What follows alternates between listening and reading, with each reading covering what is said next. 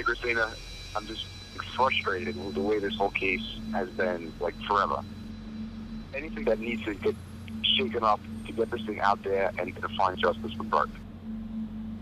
I'm willing to stand and take my lumps if I up in as many ways as I may have.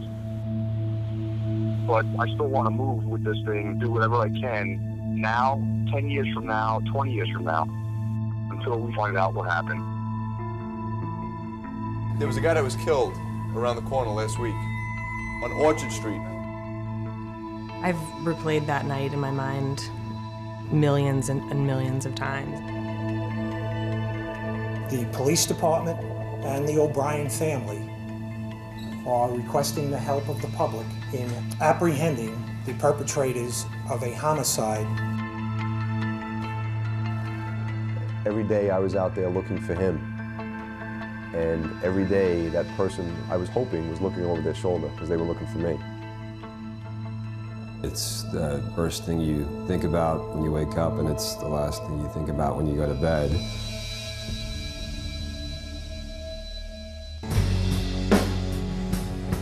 I've never known him in life. The first time me and him ever met, he was dead. I was present with a camera 24/7 for every single homicide south of 59th Street. Are you Forrest? With 7th Precinct Detective Squad.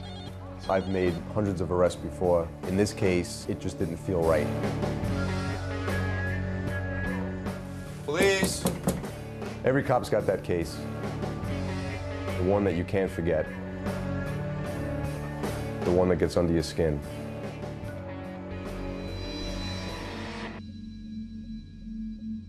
Good morning. It's 26 degrees at 6 o'clock. I'm Lee Harris. Here's what's happening. Police are still looking for clues in the fatal shooting of a bank early today. 25-year-old Burke O'Brien was talking to his former college roommate after a night out and was shot in the chest inside a Lower East Side building as he tried to unlock the building's front door. It was the early morning hours in January. Burke O'Brien had come to visit some friends in New York, and somebody shot him almost point blank. He wasn't quite dead yet. I grabbed his face and tried to kind of shake him up, shake him awake. He's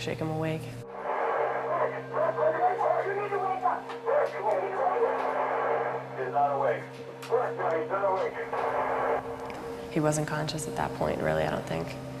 And so he took his last breath, at which point I started CPR.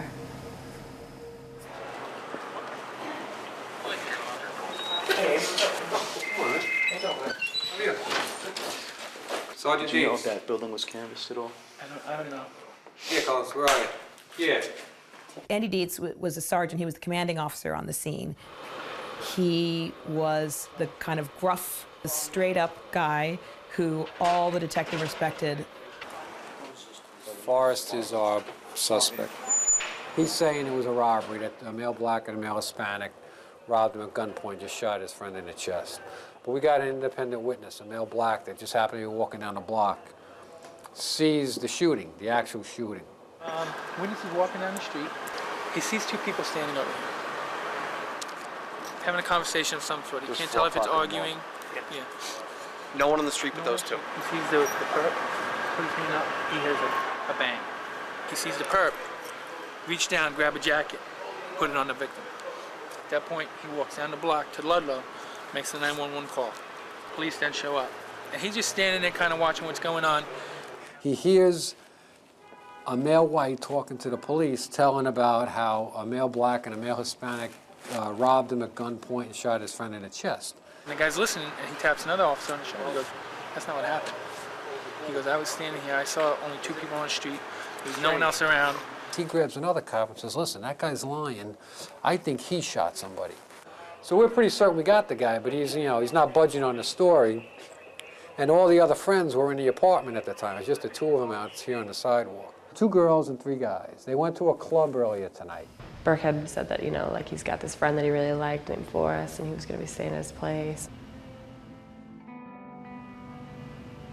Burke actually wasn't supposed to be in New York. He was planning on leaving to go back down to DC, but stayed to surprise me. He's a really good brother. He was my best friend in the whole world. Really fun night. We went out to go see some music. We danced, we hung out, visited with friends, you know, kind of walked around the city. It was getting late, we wanted to go home. We split 2 cabs. I was in one cab, he was in the one right behind me.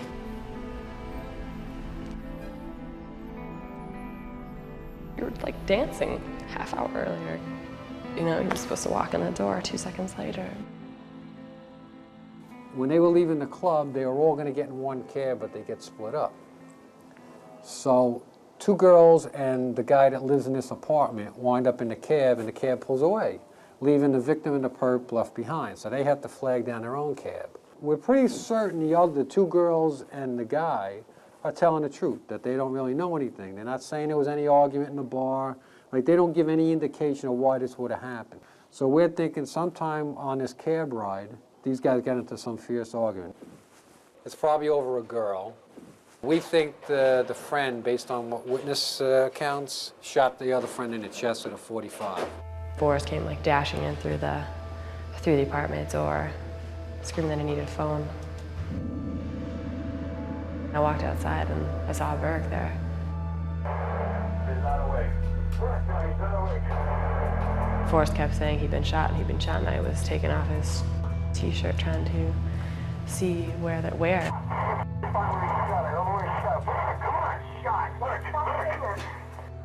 Seeing people who are like unconscious before, I didn't register at all that he had been shot and was dying. Right, come on. Is he awake now? You need to wake up.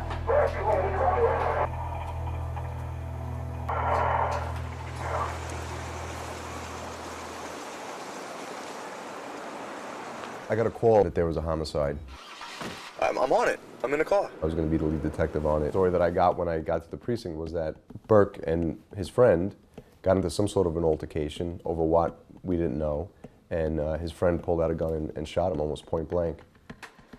The only people that we know that we can say for sure we have as a witness is one guy that seemed to be really credible. When he's walking up the block, did you see them fighting or something? No, he doesn't. He tells me that they're talking, or he sees that these 2 guys are apparently talking. So you got to figure there is an argument before our witness comes upon the scene. They didn't just pull out a gun and shoot him. It seemed pretty well wrapped up already, that it was going to be a ground wall. Forrest was the one that pulled the trigger and killed his friend. So I went and I spoke to the witness, who described everything from beginning to end, and completely opposite of what Forrest was saying. From the beginning, he's standing and all of a sudden he says, this one guy raises his arm, he hears a pop, and the other guy falls. Right. The guy that he raised his hand now goes over, picks up this guy's jacket, lays it on him, and then goes into the building. The guy's wearing all dark clothing, and he's got like a knit cap on. He said it's gold, yellow, and brown or something. So now this witness turns and goes half a block away, calls 911, says, I think somebody got shot. By the time he gets back, he hears this one individual telling the cops, I put my jacket off, because he can't ID him. He can't say that's the guy I saw before, because now we don't have a hat. As a detective, when you first begin to investigate a crime, you're just faced with all these puzzle pieces. It's all scrambled, and you have to take each one of those pieces and put them together in logical order. This is Fleet Bank, the ATM where the suspect supposedly withdrew money. When Burke and his friend came pulling up to the street, they needed to get some cash for the cab, so they stopped right on the corner for Forrest to withdraw some money to pay for the cab.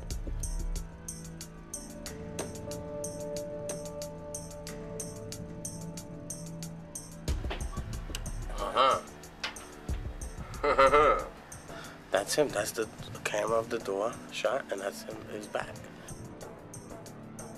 The witness said that the one thing he knew about the killer was the killer wore a knit cap with a stripe. That puts him with the hat on. He's got a big white stripe on the top. Now, does he deny having a hat on? That I don't know. But it gives credibility to the witness. Because if the witness is why is he putting him with a hat and then later on saying, it didn't hit me at first, but that is the guy but he didn't have a hat on. 3:53 and 30 seconds, he walks out. In 7 minutes, they have this big fight and he shoots. What the hell could they fight about? They needed to find the weapon, and they needed to find a motive. Right now we have 4 people here, 2 males, 2 females. We have our possible suspect, his roommate, the victim's sister, the victim's sister's friend. Apparently she was going out with the victim at some point now. Last night she might have hooked up with the alleged perp. She tells me that she feels she loves the victim, basically became involved in a relationship which she basically describes as an oral sex relationship. They never kiss or anything like that. And she indicates that she met Forrest for the first time yesterday. They didn't know that the victim was going to show up there, but he showed up there at about 10:30. Last night, apparently in the bar, Forrest, this guy, they somehow hooked up. And the way she's saying it, they were on their way to her grandmother's house to get together. And it got screwed up with the cab, her and Forrest. They wind up in the wrong cab. Probably going to sneak it. And then so now who knows if, come with us. Now maybe the conversation between Forrest and our victim, yeah, I'm going to go back with her. Oh yeah, well, she does a good job. Maybe that pisses him off. That's what it's going to, I have a feeling that's what it's going to turn out to be. It's going to be that. Drinking, jealousy, rage, put that all together and you got a shooting. So that's where we're at. The detectives are always looking to tell a story that makes sense. So they have to have their motive and they have to have their method. Where did this guy get the gun? The main goal was to find the gun because that was going to be the breakthrough to everything. It would have the DNA, it would have everything because they had the bullet from Burke. Well, in New York City, it's very difficult to get a permit to carry a gun. Now, you go out to the Southwest, Texas, Arizona, New Mexico, those places where you don't even need a permit to carry a weapon. Most people don't even bat an eye because they're from that area and that's normal to them. Now, where are these guys from? Colorado? That might be, Each one's from Texas, one's from Colorado. That's what they might do at home. They might carry a gun. Oh, yeah. I said, I made a joke. I said, yeah, he went in, put it in this holster, took it off, and hung it on the hook. They're crazy. In Colorado, they might carry guns around all the time. That's what he's used to. You think if in New York, as you know, you carry a gun around, you probably have intentions of using it. Burke was shot with a .45 caliber. The fact that it's a .45 caliber too is something that's a little bit odd. In the streets of New York, .45 calibers are not a very popular weapon. They're usually smaller calibers, 38s, 380s. These are small weapons that are easily concealable. A .45 caliber is a very powerful weapon. It's a very large weapon. See, that's where did he have it? Where did he have it when he's dancing? And that's what bothers me the most. You said he had like a short T-shirt on, and then he was dancing like Michael Jackson. Oh, where's that line? That, it would have been visible. It would have fallen out. The part that bothers me about this guy doing it, where'd that gun go? She enters the bathroom, leaving Chase and Rory in the apartment. While she's in there, she can hear voices. She doesn't know exactly what's being said. She comes out of the bathroom after like 2 or 3 minutes, and she notices that the window that is directly by the front door is now open, and it wasn't open when she went into the bathroom. To bring that up raised more questions for us. That would have been a really logical place for Forrest to have thrown the gun. Steve, are there any curveballs in this warrant? If we find a gun in the apartment, that's just as good as a confession. We found the hat that he might have had on, based on the ATM video, but so far no gun.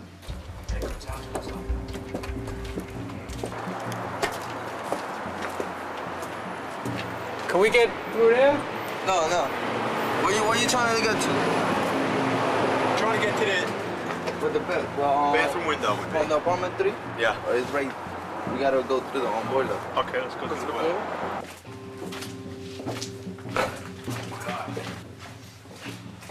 I hope there's a more direct path here. Probably that one right there. Yeah. We went out. We did this whole entire area.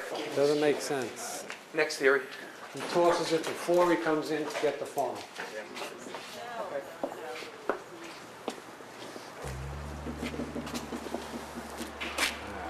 From this point of view, we're looking around, where could this guy possibly throw a gun? What are you?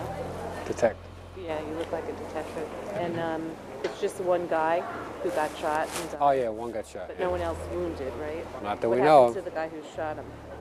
Do you know what the fight was over? Who said it was a fight? Well... Who'd you talk to? You probably know more than we do. So, but why are you looking over there if this is where it happened? We look everywhere. You know that. You know? There's nothing up there. But this is something in there. Yes, there's no tools, no nothing up there. Nothing up there. Not even nothing. A lot of pitch shit, that's it.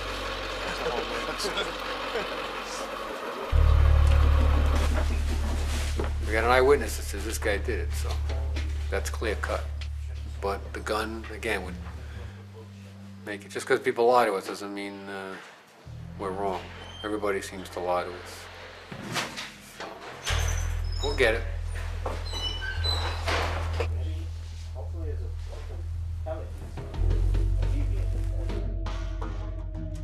He's 100% credible.